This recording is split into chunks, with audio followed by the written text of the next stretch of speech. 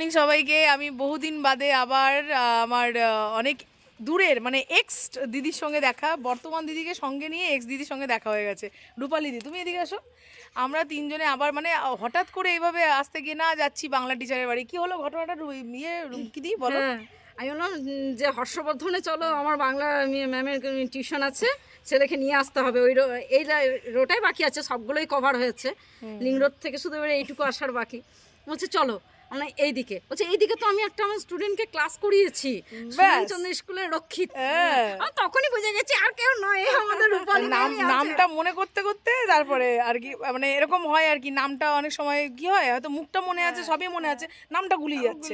ওইটাই কি রক্ষী ছিল ঠিক এরকম করতে করতে চলে এলাম এই রূপালী দি। হ্যাঁ, এসে দেখছি রূপালী দি, মানে এরকম সাডেনলি অ্যাকচুয়ালি ভাবি যাব দেখা করব সময় করে, কিন্তু সেটা আর হয়তো হয়ে ওঠে না। সেই ট্রেনিং হয়েছে, তারপরে এই দেখা লকডাউনের আগে ট্রেনিং হয়েছে, ক্লাস হয়েছে। বাড়িটাও ঠিক আমি চিনি না, আমি পাশের লোকের বাড়িতে গিয়ে আমরা নক করেছি। আবার আমাকে আবার ইনসিস্ট করছে, বলছে তুমি ডাকো তাহলে শুনবে। আমি ওখানে গিয়ে রূপালী দি করতাম, বলো না তুমি ডাকো, সারপ্রাইজ। কেমন আছো বলো? এই চলছে, ভালো লাগছে? একদম একদম গাড়ি শিখে খুব শান্তি, একদম স্বাধীন। মানে সত্যি কথা, এই ভিডিওগুলোর করার উদ্দেশ্য কি বলো তো, এই যে যখন আমি মানে কোনো সময় খুলে দেখবো তখন তোমাদেরকে আবার দেখতে পাবো। একদম এইটাই, এটাতেই আলাদা প্রাপ্তি, আলাদা শান্তি। না সত্যি, মানে সবাইকে নিজের পায়ে যে দাঁড় করানো, এটা সবার মধ্যে থাকে না। Thank you. এটা আমরা টিচার তো প্রত্যেক দিদিও আছেন, কিন্তু এই যে মানে টাফ গাড়ি চালানো, ধরে ধরে যত্ন করে, শুধু ধরে ধরে যত্ন করে এখন স্বাধীনভাবে স্কুল যাই আসি। চুল পেকে গিয়েও তুমি করবে, চিন্তা নেই, আরো অনেকজনকে করার বাকি আছে তোমার। ঠিক। আমি তো সবাইকে মানে সব মহিলাদেরকে তাই বলি যে নিজের পায়ে দাঁড়াও, ইন্ডিপেন্ডেন্ট হওয়া, সেটার জন্য গাড়িটা একটা বড় একটা জিনিস, খুব দরকার। কোনো ভয় নেই, একটু মনে শুধু নিজের একটু সাহস যে হ্যাঁ আমি পারবো, আস্তে আস্তে ঠিক হয়ে যাবে। সাহস কম থাকলে সাহস উঠিয়ে দেওয়ার দায়িত্ব আমার আছে। কম আমার মতো ভীতু কেউ নেই এখনো, আজ প্রেজেন্টে বলছি আমি পারবো তো। একদম আমারও সেম জিনিসই ভয় হতো যে আমি পারবো না, আমার দ্বারাই হবে না। ঠিক হবে, হতে হতে হতে হতে শুধু ধৈর্যের খেলা, একটু ধৈর্য, একটু পেশেন্স রেখে আমাদেরকে এগোলেই পরপর স্টেপগুলো নিলেই ব্যাস।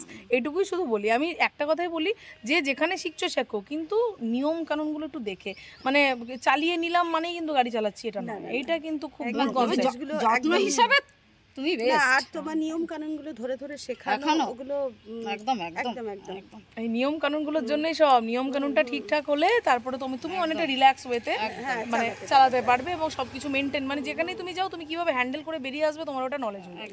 এটাই। যাই হোক, এখন ট্রেনিং এর প্যাটার্নও অনেক চেঞ্জ হয়ে গেছে। তোমরা যে সময় করেছো এখন প্যাটার্ন আরো অনেক বদলে গেছে। মানে তোমাদের টাইমে কি স্কুল নিয়ে গেছিলাম, মানে রাইড করে স্কুল হয়নি। এখন এই যে দেখো স্ট্রিটে হচ্ছে, সেটাও আমার টাইম। এই যে এখন যেখানে যেখানে দিদি যাওয়ার দরকার সব জায়গা, মানে যত দিন যায় তত তো প্যাটার্ন ধরে চেঞ্জ হয়। বলে না সেই লাস্টে সবুরে ম্যাম, লাস্টের পর বেশি মিষ্টি, এই লাস্টেরটা বাকি ছিল। বেঙ্গলি ম্যাম হয়ে গেছে, ইংলিশ ম্যাম সব হয়ে গেছে না, তোমারটাই বাকি ছিল। ক্লাসমেট ওইটা কভার করে দিয়েছে অনেক আগে। রাজেন্দ্র ভবন, কম্পিউটার হলো, সেন্ট পিটার্স হলো, সায়েন্স টিউশন হলো, লাস্ট এবার কোনটা বাকি আছে তোমার? হর্ষবর্ধন। বলছি চলো, এইখানে যে এত বড় সারপ্রাইজ, সত্যি অনেক বড় সারপ্রাইজ। মানে আমার দিদির সঙ্গে দেখা হবে ভাবতেই পারিনি, মানে একদম অনেক দিন বাদে। আমার ভীষণ ভালো লাগলো, ভীষণ। চলো, দেখা হয়, খুব ভালো লাগলো। তোমাদের সঙ্গে শেয়ার করলাম ওই জন্যই আমার আরেক দিদি, কারণ এই দিদিকে তো তোমরা দেখোনি, তখন আমার না ছিল ইউটিউব, না ছিল কিছু, তখন সেই সময় আর কি। তা আবার দেখা হয়, খুব ভালো লাগলো। সঙ্গে তোমার জন্যই আসা, থ্যাংক ইউ। তোমার জন্যই আসা হলো, দেখা হলো, আর তোমারও কাজ হয়ে গেল, তো সবই একসঙ্গে। তো চলো, খুব ভালো লাগলো, সঙ্গে থেকো এইভাবেই পুরো ভাবে চালিয়ে যখন আমার একদম কমপ্লিট হবে, তিনজন মিলে যাবো কোথায়, একদম নিশ্চয়ই তিন বান্ধবী মিলে যাবো।